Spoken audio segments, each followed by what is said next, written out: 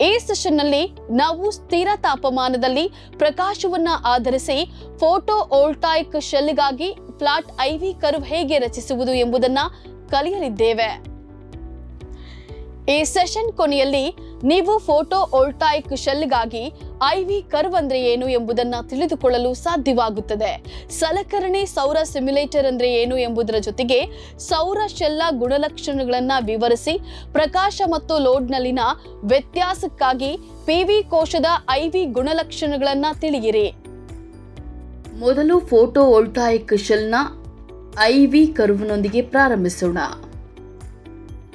ಸೌರಕೋಶ IV ಗುಣಲಕ್ಷಣಗಳ ಕರ್ವ್ಗಳು ನಿರ್ದಿಷ್ಟ photo voltaic shell ಘಟಕದ ವಿದ್ಯುತ್ ಮತ್ತು ವೋಲ್ಟೇಜ್ IV ಗುಣಲಕ್ಷಣವನ್ನು ತೋರಿಸುತ್ತದೆ. ಇದು ಅದರ ಸೌರ ಶಕ್ತಿ ಪರಿವರ್ತನೆ ಸಾಮರ್ಥ್ಯ ಮತ್ತು ದಕ್ಷತೆಯ ವಿವರವಾದ ವಿವರಣೆಯನ್ನು ನೀಡುತ್ತದೆ. ಸೌರ ಶೆಲ್ನ ವಿದ್ಯುತ್ IV ಗುಣಲಕ್ಷಣಗಳನ್ನು ತುಂಬಾ ಮುಖ್ಯವಾಗಿ Pmax ತಿಳಿದುಕೊಳ್ಳುವುದು ಅಥವಾ ಫಲಕವು ಸಾಧನದ ಔಟ್ಪುಟ್ ಕಾರ್ಯಕ್ಷಮತೆ ಮತ್ತು ಸೌರ ದಕ್ಷತೆಯನ್ನು ನಿರ್ಧರಿಸುವಲ್ಲಿ ನಿರ್ಣಾಯಕವಾಗಿರುತ್ತದೆ. ಫೋಟೋ ವೋಲ್ಟಾಯಿಕ್ ಸೋಲಾರ್ ಶೆಲ್ಗಳು ಸೂರ್ಯನ ವಿಕಿರಣ ಬೆಳಕನ್ನು ನೇರವಾಗಿ ವಿದ್ಯುತ್ ಆಗಿ ಪರಿವರ್ತಿಸುತ್ತವೆ. ಸಾಮಾನ್ಯ ಪರಿಸ್ಥಿತಿಗಳಲ್ಲಿ ಕಾರ್ಯನಿರ್ವಹಿಸುವ ವಿಶಿಷ್ಟವಾದ ಸಿಲಿಕಾನ್ PV ಶೆಲ್ನ ಪ್ರಸ್ತುತ ವೋಲ್ಟೇಜ್ ಗುಣಲಕ್ಷಣಗಳನ್ನು ಗ್ರಾಫ್ ತೋರಿಸುತ್ತದೆ.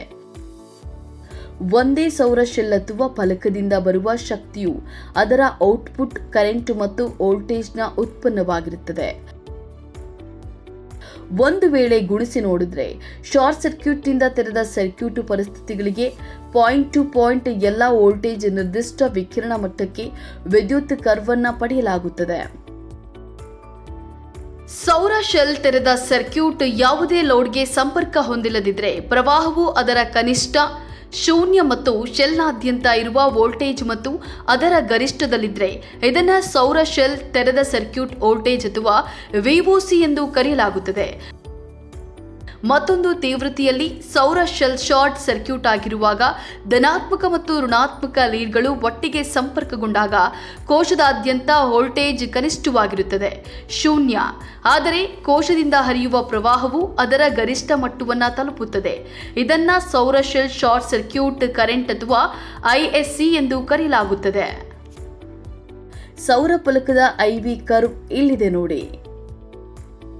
PV ಫಲಕಗಳನ್ನು ವೈರ್ ಮಾಡಬಹುದು, ಸರಣಿ ಅಥವಾ ಸಮಾನಾಂತರ ಸಂಯೋಜನೆಯಲ್ಲಿ ಒಟ್ಟಿಗೆ ಸಂಪರ್ಕಿಸಬಹುದು.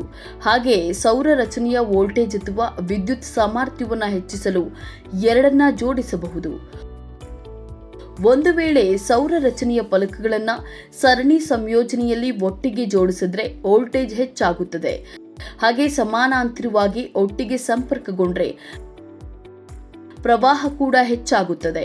ಈ ವಿಭಿನ್ನ ಫೋಟೋ ವೋಲ್ಟಾಯಿಕ್ ಸಂಯೋಜನೆಗಳಿಂದ ಉತ್ಪತ್ತಿಯಾಗುವ ವ್ಯಾಟ್ಗಳಲ್ಲಿನ ವಿದ್ಯುತ್ ಶಕ್ತಿಯು ವೋಲ್ಟೇಜ್ ಶಕ್ತಿಯ ಉತ್ಪನ್ನವಾಗಿಯೇ ಇರುತ್ತದೆ. ಆದರೂ ಸೌರ ಪ್ಯಾನೆಲ್ಗಳನ್ನು ಒಟ್ಟಿಗೆ ಜೋಡಿಸಲಾಗಿರುತ್ತದೆ. ಮೇಲಿನ ಬಲ ಮೂಲೆಯು ಯಾವಾಗಲೂ ಸೌರ ರಚನೆಯ ಗರಿಷ್ಠ ಪವರ್ ಪಾಯಿಂಟ್ ಆಗಿರುತ್ತದೆ.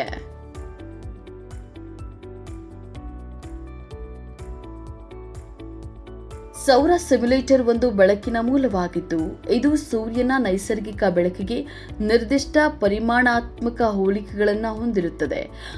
ಅದರ ಇಂಟೆನ್ಸಿಟಿ ವಿತರಣೆ ಮತ್ತು ತೀವ್ರತೆಯಲ್ಲಿಯೇ ಅದಿರುತ್ತದೆ. ಇದನ್ನು ಕೃತಕ ಅಥವಾ ಸೂರ್ಯನ ಬೆಳಕಿನ ಸಿಮ್ಯುಲೇಟರ್ ಎಂದು ಕೂಡ ಕರೆಯಬಹುದಾಗಿದೆ. ಸೌರ ಸಿಮ್ಯುಲೇಟರ್ ಸೂರ್ಯನ ಸೋಲಾರ್ ವರ್ಣಪಟಲವನ್ನು ಅನುಕರಿಸಲು ವಿಶೇಷ ಏರ್ ಮಾಸ್ ಫಿಲ್ಟರ್ಗಳು ಮತ್ತು ಲ್ಯಾಂಪ್ಗಳನ್ನು ಹೊಂದಿದೆ. ಫೋಟೋ ಸೆನ್ಸಿಟಿವ್ ಯಾವುದೇ ವಸ್ತುಗಳು ಅಥವಾ ಪ್ರಕ್ರಿಯೆಗಳನ್ನು ಪರೀಕ್ಷಿಸಲು ಪ್ರಯೋಗಾಲಯದ ಪರಿಸರದಲ್ಲಿ ಸ್ಥಿರವಾದ ನಿಯಂತ್ರಿಸಬಹುದಾದ ಬೆಳಕಿನ ಮೂಲವನ್ನು ಒದಗಿಸುವುದು ಸೌರ ಸಿಮ್ಯುಲೇಟರ್ನ ಉದ್ದೇಶವಾಗಿದೆ. ಈಗ ನಿಮ್ಮ ತಿಳುವಳಿಕೆಯನ್ನು ಪರೀಕ್ಷಿಸುವ ಸಮಯ. ಈ ಕಾರ್ಯವನ್ನು ನಿರ್ವಹಿಸಲು ನಿಮಗೆ ಸೌರಶಕ್ತಿ ಮೀಟರ್ ಮತ್ತು ಸೌರ ಸಿಮ್ಯುಲೇಟರ್ ಉಪಕರಣದ ಅಗತ್ಯವಿದೆ. ಲ್ಯಾಬ್ ಉಪಕರಣ ಸೌರ ಸಿಮ್ಯುಲೇಟರ್ ಅನ್ನು ಅರ್ಥ ಮಾಡಿಕೊಳ್ಳುವುದು ನಿಮ್ಮ ಮೊದಲ ಕಾರ್ಯವಾಗಿದೆ. PV ಕೋಶದ IV ಗುಣಲಕ್ಷಣಗಳನ್ನು ತಿಳಿಯಲು ಅಂಗಡಿ ಮಹಡಿಯಲ್ಲಿ ಲಭ್ಯವಿರುವ ಲ್ಯಾಬ್ ಉಪಕರಣಗಳನ್ನು ಅಧ್ಯಯನ ಮಾಡಿ. ಅದರಲ್ಲಿ ಬಳಸಲಾದ ವಿವಿಧ ನಿಯಂತ್ರಣಗಳು ಮತ್ತು ಅವುಗಳ ಬಳಕೆಯನ್ನು ತಿಳಿಯಲು ಸಲಕರಣೆಗಳ ಜೊತೆಗೆ ಒದಗಿಸಲಾದ ಕೈಪಿಡಿಯನ್ನು ನೋಡಿ. ಏನು ಮಾಡಬೇಕು, ಏನು ಮಾಡಬಾರದು ಎಂಬ ವಿಷಯಗಳನ್ನು ಕಲಿಯಿರಿ. ಸೌರ ಬೆಳಕಿನ ಗುಣಲಕ್ಷಣಗಳೊಂದಿಗೆ ಸಿಮ್ಯುಲೇಷನ್ ಅಂದರೆ ಏನು ಎಂದು ತಿಳಿದುಕೊಳ್ಳಿ. ನೆನಪಿಡಿ, ಪಿವಿ ಕೋಶದ ನಿಮ್ಮ ಅಧ್ಯಯನಕ್ಕೆ ತಾಂತ್ರಿಕ ಸರ್ಕ್ಯೂಟ್ ಒಳಗಿನ ಮತ್ತು ಅದರ ಕಾರ್ಯನಿರ್ವಹಣೆಯ ಅಗತ್ಯವಿಲ್ಲ. ಈ ಸೌರ ಸಿಮ್ಯುಲೇಟರ್ನ ಸಾಮಾನ್ಯ ಲಕ್ಷಣಗಳು ಇರಬೇಕು. ಸೂರ್ಯನನ್ನು ಅನುಕರಿಸಲು ದೀಪಗಳ ಸೆಟ್ಟನ್ನು ಬೆಳಕಿನ ಮೂಲವಾಗಿ ಬಳಸಲಾಗುತ್ತದೆ. ಸೂರ್ಯನನ್ನ ಅದರ ಶಾಖ ವಿಕಿರಣಕ್ಕೆ ಅನುಕರಿಸಲು ವಿದ್ಯುತ್ ಬಿಸಿ ತಟ್ಟೆಯನ್ನ ಬಳಸಲಾಗುತ್ತದೆ. ಸೂರ್ಯನ ಪೂರ್ವ ಪಶ್ಚಿಮ ಚಲನೆಯನ್ನ ಅನುಕರಿಸಲು ದೀಪಗಳಿಗೆ ಪ್ರತ್ಯೇಕ ನಿಯಂತ್ರಣವನ್ನು ಒದಗಿಸಲಾಗುತ್ತದೆ. ಸೌರ ವಿಕಿರಣದಲ್ಲಿನ ವ್ಯತ್ಯಾಸವನ್ನ ಅನುಕರಿಸಲು ದೀಪಗಳ ತೀವ್ರತೆಯನ್ನ ನಿಯಂತ್ರಿಸುವ ಅಗತ್ಯವಿದೆ. ತಾಪಮಾನದಲ್ಲಿನ ವ್ಯತ್ಯಾಸವನ್ನು ಅನುಕರಿಸಿ ಬಿಸಿ ಪ್ಲೇಟ್ನಿಂದ ಉತ್ಪತ್ತಿಯಾಗುವ ಶಾಖವನ್ನು ನಿಯಂತ್ರಿಸುವ ಅಗತ್ಯವಿದೆ. ಸೌರ ಪಿವಿ ಶೆಲ್ನ ಸ್ಥಳವು ದೀಪಗಳಿಗೆ ಎದುರಾಗಿರುವ ಬಿಸಿ ಪ್ಲೇಟ್ ಮೇಲೆ ಇರಬೇಕು.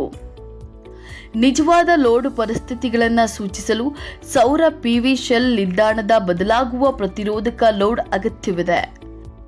ಮುಂಭಾಗದಲ್ಲಿ ಡಿಜಿಟಲ್ ವೋಲ್ಟ್ಮೀಟರ್ ಮತ್ತು ಆಮ್ಮೀಟರ್ಗಳ ಒಂದು ಸೆಟ್ ಅಗತ್ಯವಿದೆ. ತೀವ್ರತೆ ಮತ್ತು ಶಾಖದ ನಿಯಂತ್ರಣ ಸ್ವತಂತ್ರವಾಗಿರಬೇಕು. ನಿಮ್ಮ ಎರಡನೇ ಕಾರ್ಯವೆಂದರೆ ಸೌರಕೋಶದ ವೋಲ್ಟೇಜ್, ಪ್ರವಾಹ ಮತ್ತು ಗುಣಲಕ್ಷಣಗಳನ್ನು ಅಧ್ಯಯನ ಮಾಡುವುದಾಗಿದೆ. ಈ ಕಾರ್ಯವನ್ನು ನಿರ್ವಹಿಸಲು ನಿಮಗೆ ಸೌರ ಸಿಮ್ಯುಲೇಷನ್ ಲ್ಯಾಬ್ ಅಗತ್ಯವಿದೆ.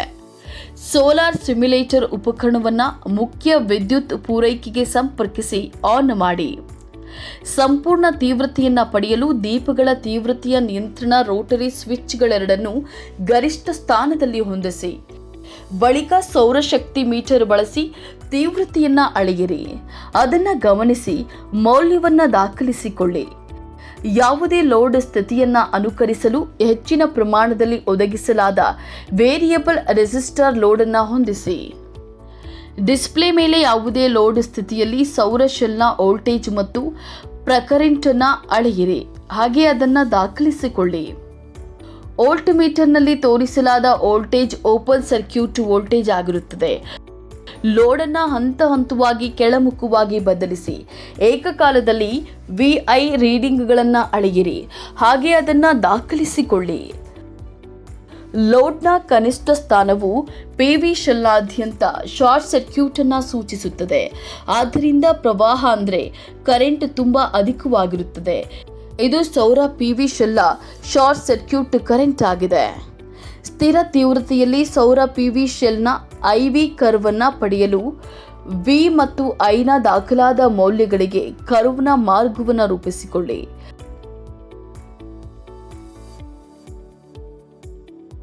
ವೋಲ್ಟೇಜ್, ಕರೆಂಟ್, ಸೌರ ಶೆಲ್ನ ಗುಣಲಕ್ಷಣಗಳನ್ನು, ಬೆಳಕಿನ ತೀವ್ರತೆಯ ವ್ಯತ್ಯಾಸ ಮತ್ತು ವಿವಿಧ ಲೋಡ್ ಪರಿಸ್ಥಿತಿಗಳೊಂದಿಗೆ ಅಧ್ಯಯನ ಮಾಡುವುದು ನಿಮ್ಮ ಅಂತಿಮ ಕಾರ್ಯವಾಗಿದೆ. ಈ ಕಾರ್ಯವನ್ನು ನಿರ್ವಹಿಸಲು ನಿಮಗೆ ಸೌರ ಸಿಮ್ಯುಲೇಟರ್ ಉಪಕರಣದ ಅಗತ್ಯವಿದೆ. ಸೌರ ಸಿಮ್ಯುಲೇಟರ್ ಉಪಕರಣವನ್ನು ಮುಖ್ಯ ವಿದ್ಯುತ್ ಪೂರೈಕೆಗೆ ಸಂಪರ್ಕಿಸಿ ಆನ್ ಮಾಡಿ. ಸಂಪೂರ್ಣ ತೀವ್ರತೆಯನ್ನು ಪಡೆಯಲು ದೀಪಗಳ ತೀವ್ರತೆಯ ನಿಯಂತ್ರಣ ರೋಟರಿ ಸ್ವಿಚ್ ಎರಡನ್ನೂ ಗರಿಷ್ಠ ಸ್ಥಾನದಲ್ಲಿ ಹೊಂದಿಸಿ. ಸೌರ ಶಕ್ತಿ ಮೀಟರ್ ಬಳಸಿ ತೀವ್ರತೆಯನ್ನು ಅಳೆಯಿರಿ, ಹಾಗೆ ಗಮನಿಸಿದ ಮೌಲ್ಯವನ್ನು ದಾಖಲಿಸಿಕೊಳ್ಳಿ. ಯಾವುದೇ ಲೋಡ್ ಸ್ಥಿತಿಯನ್ನು ಅನುಕರಿಸಲು ಹೆಚ್ಚಿನ ಪ್ರಮಾಣದಲ್ಲಿ ಒದಗಿಸಲಾದ ವೇರಿಯಬಲ್ ರೆಸಿಸ್ಟರ್ ಲೋಡನ್ನು ಹೊಂದಿಸಿ. ಡಿಸ್ಪ್ಲೇ ಮೇಲಿರುವ ಯಾವುದೇ ಲೋಡ್ ಸ್ಥಿತಿಯಲ್ಲಿ ಸೌರ ಶೆಲ್ನ ವೋಲ್ಟೇಜ್ ಮತ್ತು ಕರೆಂಟನ್ನು ಅಳೆಯಿರಿ, ಹಾಗೆ ಅದನ್ನು ದಾಖಲಿಸಿಕೊಳ್ಳಿ. ವೋಲ್ಟ್ಮೀಟರ್ನಲ್ಲಿ ತೋರಿಸಿರುವ ವೋಲ್ಟೇಜ್ ಓಪನ್ ಸರ್ಕ್ಯೂಟ್ ವೋಲ್ಟೇಜ್ ಆಗಿರುತ್ತದೆ. ಲೋಡನ್ನು ಹಂತ ಹಂತವಾಗಿ ಕೆಳಮುಖವಾಗಿ ಬದಲಿಸಿ ಏಕಕಾಲದಲ್ಲಿ ವಿಐ ರೀಡಿಂಗ್ಗಳನ್ನು ಅಳೆಯಿರಿ, ಹಾಗೆ ಅದನ್ನು ದಾಖಲಿಸಿಕೊಳ್ಳಿ. ಲೋಡ್ನ ಕನಿಷ್ಠ ಸ್ಥಾನವು ಪಿವಿ ಶೆಲ್ನಾದ್ಯಂತ ಶಾರ್ಟ್ ಸರ್ಕ್ಯೂಟ್ ಅನ್ನು ಸೂಚಿಸುತ್ತದೆ. ಹಾಗಾಗಿ ಕರೆಂಟ್ ಅತ್ಯಧಿಕವಾಗಿರುತ್ತದೆ. ಇದು ಸೌರ ಪಿವಿ ಶೆಲ್ನ ಶಾರ್ಟ್ ಸರ್ಕ್ಯೂಟ್ ಕರೆಂಟ್ ಆಗಿದೆ. ವಿವಿಧ ಹಂತಗಳಲ್ಲಿ ಕಡಿಮೆ ತೀವ್ರತೆಯೊಂದಿಗೆ ಈಗಾಗಲೇ ಹೇಳಿದ್ದನ್ನು ಪುನರಾವರ್ತಿಸಿ. ಸೌರ ಪಿವಿ ಶೆಲ್ನ ಐವ್ ಕರ್ವ್ಗಳನ್ನು ಪಡೆಯಲು ಪ್ರತಿ ಸೆಟ್ ವೀಕ್ಷಣೆಯ ಗ್ರಾಫ್ ರೂಪಿಸಿ. ನಾವೀಗ ಸ್ಥಿರ ತಾಪಮಾನದಲ್ಲಿ ಪ್ರಕಾಶವನ್ನು ಆಧರಿಸಿ ಫೋಟೋ ವೋಲ್ಟಾಯಿಕ್ ಶೆಲ್ಗಾಗಿ ಫ್ಲಾಟ್ ಐವಿ ಕರ್ವ್ ರಚಿಸುವುದು ಹೇಗೆ ಎಂಬ ಸೆಷನ್ ಅಂತ್ಯವನ್ನ ತಲುಪಿದ್ದೇವೆ. ಇಲ್ಲಿಯವರೆಗೆ ನೀವು ಫೋಟೋ ವೋಲ್ಟಾಯಿಕ್ ಕೋಶಕ್ಕಾಗಿ ರಚಿಸುವ IV ಕರ್ವ್ ಅಂದ್ರೆ ಏನು ಎಂಬುದನ್ನು ತಿಳಿದುಕೊಳ್ಳಲು ಸಾಧ್ಯವಾಯಿತು. ಹಾಗೆ ಸೌರ ಸಿಮ್ಯುಲೇಟರ್ ಸಲಕರಣೆ ಏನು ಎಂಬುದರ ಜೊತೆಗೆ ಸೌರ ಶೆಲ್ನ ಗುಣಲಕ್ಷಣಗಳನ್ನು ವಿವರಿಸಿ ಪ್ರಕಾಶ ಮತ್ತು ಲೋಡ್ನಲ್ಲಿನ ವ್ಯತ್ಯಾಸಕ್ಕಾಗಿ PV ಶೆಲ್ನ IV ಗುಣಲಕ್ಷಣಗಳನ್ನು ತಿಳಿದುಕೊಂಡಿರಿ.